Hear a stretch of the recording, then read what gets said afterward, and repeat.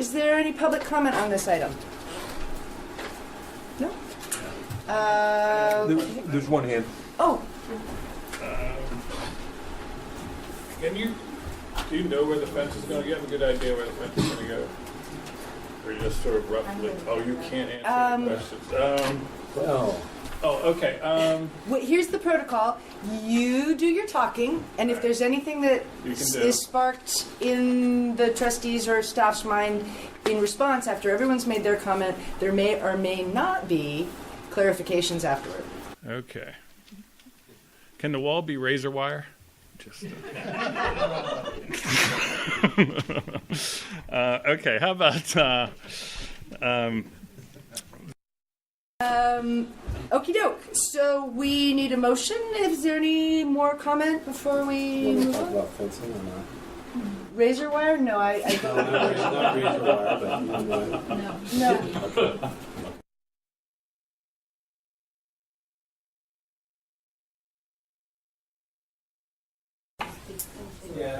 I have to speak into it? Okay. Okay. My name is Lisa Kanan. I've been observing with increasing distress the politics of divisiveness and destruction in this community that you have had the power to quell and calm, but instead I fear have allowed to fester and build. Not that it should matter, but I'm generally not a fan of charter schools. I believe that public schools should be responsive to their communities, that healthy programs of choice exist in high-functioning districts where innovation, creativity, and parental involvement are seen as strengths and not threats, and that programs of choice are good problems to have to manage and ones that make good public schools and districts better. You resisted pleas for independent mediation when it might have enabled space for compromise, for some revenue to flow into the district, and for an outcome with more complexity than simply creating winners and losers. Now in this landscape where people are divided across the lines in a battle you've waged, good people with a very long history of dedication and commitment to improving and supporting our schools have been denigrated by innuendo and accusation. I didn't know Katie was going to be here tonight, but I have heard and read critique of both Katie Rice and Mary Jane Burke as being anti-public school and pro-charter, simply for encouraging people to act with civility and with perspective. I've heard David Finan's character and dedication be called into question because he's been outspoken in his belief that his staff is capable of making Whitehill work for all kids. Attempts to smear Yes Foundation have included questioning the motives of Julie Quater and asserting that I, as a Yes co-founder, also co-founded the ILC, which was news to me as a parent of two graduates of Wade Thomas. But what happened in this room 2 weeks ago at your last board meeting suggests that things have gone beyond the pale. Beyond schoolyard gossip and complaint, beyond slogans and signs, and beyond cowardly anonymous newspaper jabs and posts on Nextdoor. 2 weeks ago, in public comment, a community member stood in front of you and joked about placing razor wire on a fence around the charter school. The audience laughed out loud, while those whose responsibility it is to protect all children in this community sat silent. People with grave responsibility to educate young people, not only in language and arts and math, but history, social studies, civic participation, to attend to social emotional development, and to ensure that no one is the victim of bullying or intimidation, and you stayed silent. Audience members laughed at a joke about placing kindergartners behind a razor wire fence in a board meeting, with no one recognizing the need to address what was said or the audience's response to it. An escalating discord has been allowed that has normalized objectification of a perceived enemy, demonizing and scapegoating so far now that it is acceptable behavior. We can only imagine what's being said behind closed doors within earshot of children who are learning from adult actions and adult inaction. Children who are learning through direct observation about how to negotiate and resolve difficult conflict or not, learning about how to intervene in bullying by speaking out or not, learning the difference between mob mentality and legal rights or not, and learning about mechanisms to make change and to resist in ways that do not dehumanize and demonize those whose political objectives might differ from our own or not.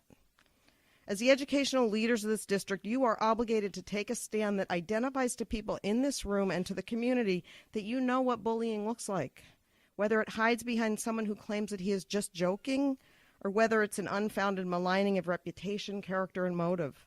You're obligated to remind a group of adults that no student ever will be allowed to be the target of dehumanizing joking.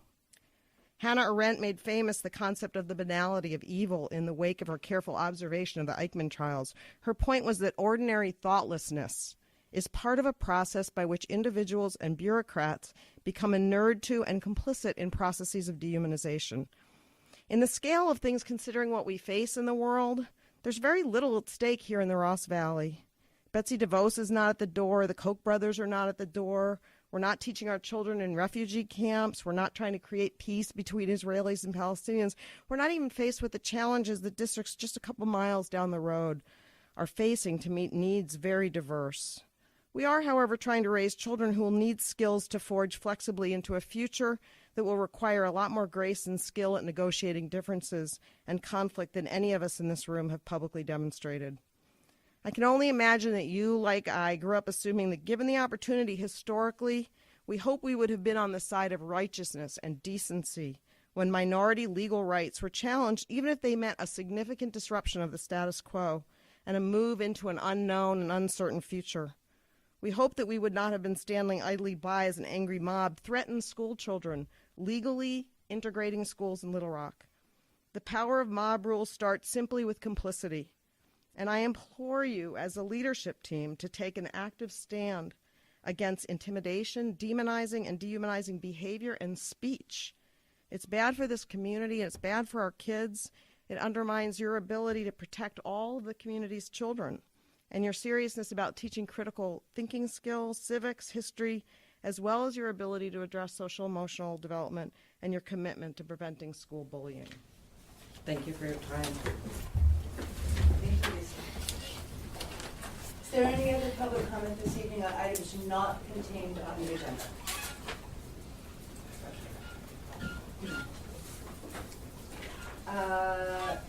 Colleagues?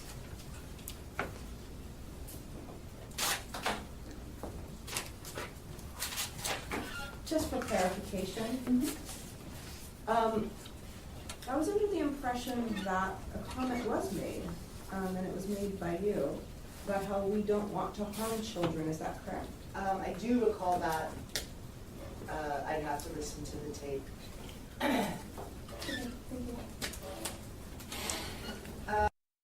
This team pretty good.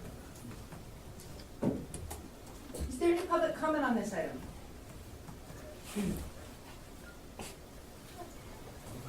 Well, thank you, everybody. And before we move on, I actually, I'm going to ask my colleagues' indulgence here. I need to speak for about 3 minutes. I am a huge advocate of kindness and dignity and respect, and not a fan of bullying at all. And given that we have just been likened to Nazi sympathizers, I feel that I will now take a stand and ask our public to monitor their own behavior. In terms of objectifying the other, I cannot think of a more offensive comparison to make. In terms of good people being degraded, I know my colleagues to be kind and filled with integrity, even in disagreement. We are all, in my experience, interested in hearing the views and opinions of the other. And we none of us wish harm to any child. I believe that we do our level best at all times to be reasonable, kind, fair, and inclusive, and to have the Holocaust evoked and us cast as Nazi sympathizers, I found repellent and particularly ironic, given that the statements that were made included good people have been degraded, what happened in this room is beyond the pale, and the normalization of objectification of the other cannot be continued. And I would say I agree with all of those things. And I would ask each and all of us to monitor our own behavior, because civility and kindness cannot be legislated. They must be self-regulated. I would ask each and all of us, if we get to a point where we feel that the other is comparable to a Nazi sympathizer, perhaps a conversation should be had outside of a board meeting.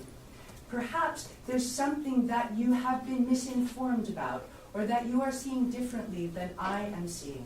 And perhaps to come and read, even in the quietest and most civil tones, words that imply that we are damaging our public to that level might not be conducive to the very message that is trying to be conveyed.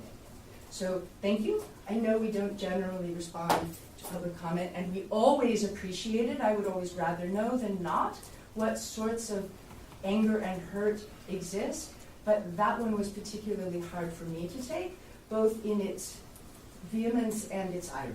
So I'm done, and thank you for your indulgence, and thank you guys so much for joining us, and very informative. I'd like to echo those statements. I would like to echo those statements. We are working very hard here to try and make good decisions. And it's very hard to hear that kind of language. And I seriously thought about leaving the room. Okay. All right. We're not having any public comment. Yeah, So that's nice to get the last word. That's great. Thank you, guys. Let's take a break. cool. Meeting debrief? Wow, one for the record books, boys and girls. Thank you all for your restraint and I don't know if there's any restraint. It's not for me. I will say, I appreciate that you spoke out and said what you said, and that it needed to be said, and so, as board president, I'm glad you did that, and I know it was hard to do. Yeah. So, I meant myself. I didn't Yeah. mean. No, I know. I wonder if there needs to be follow-up with that? Can we talk about that offline? I don't know.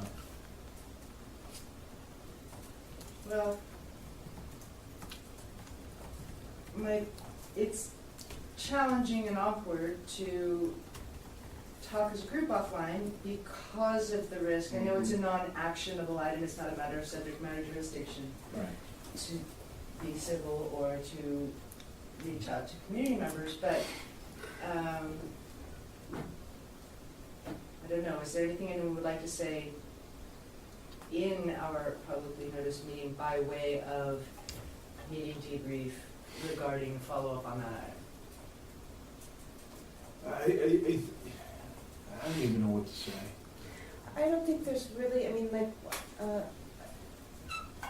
there's a history, I think, of thinking that you can walk here and abuse people. And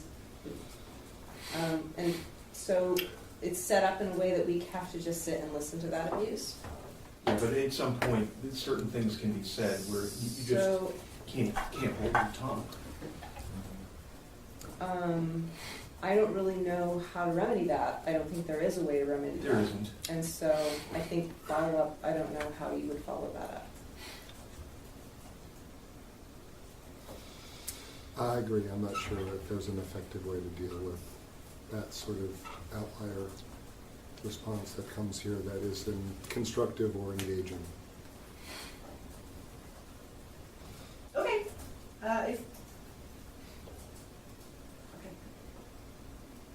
Well, one thing we could do mechanically or organizationally is just maybe state clearly what the time limits are and then adhere to that, which. We've had that conversation. I know. I know, If you throw down that's a lots of hard one. sympathizer, I'm Yeah, not I know, going to it's- cut you off. I know, it's hard. Exactly. I know. I know. When those kinds of accusations are made in a public meeting like that, I think you just have to let them go. Right. And As anyone hard as that can is. listen to the record and know what goes on in here. For someone to cherry pick a public comment made by some It member of wasn't the even a community, public comment. It wasn't an actual. whatever it It was a was, blur. to cherry pick that and then to come in here and to vilify this body is disgusting. Mm-hmm. I think Rick was talking about the length of public comment. And But I mean, I think you're I think making under a the good point circumstances, though, Wesley. If somebody's going in that direction, maybe you want to just let it go. You let it go, because if you close that off, Right, I know. then it's consistent with whatever